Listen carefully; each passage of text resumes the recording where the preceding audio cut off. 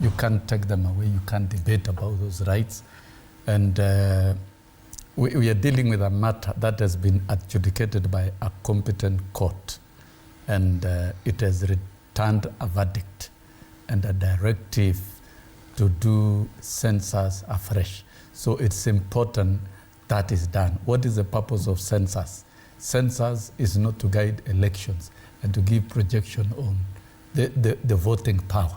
The voting right is of every individual, regardless of number, that voting right is codified and it remains. And that is a matter for IEBC. But the purposes of the census is for planning and for allocation of resources, period.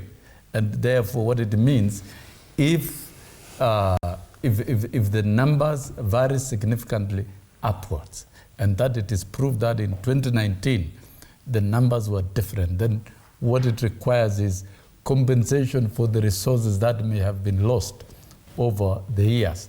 And it requires recalibration of allocation of resources to those particular regions. And therefore, I think this is a wake-up call for Kenya National Bureau of Statistics as it prepares for the national census of 2029, that we should not have these errors, we should not have these mistakes. It must reform itself, and it must have a more effective infrastructure of collecting data with respect to the census data. I think we might be using outdated tools that are not capturing everyone. We need to, KNBS needs to improve its tools of collecting data so that then we don't have a repeat and people complaining. So that then we have a proper census that gives us the actual numbers, particularly in the pastoral regions where population move. There could also be trans-border movement of people from Kenya to Somalia and back, and it's a right to move.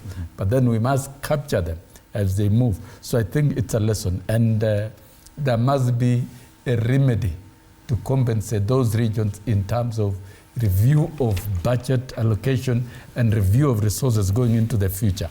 That when it comes to resource allocation, because that has always been the argument, and even when it comes to review of boundaries, there's a connection there. Back to the same debate of 1 man, 1 shilling, 1 vote.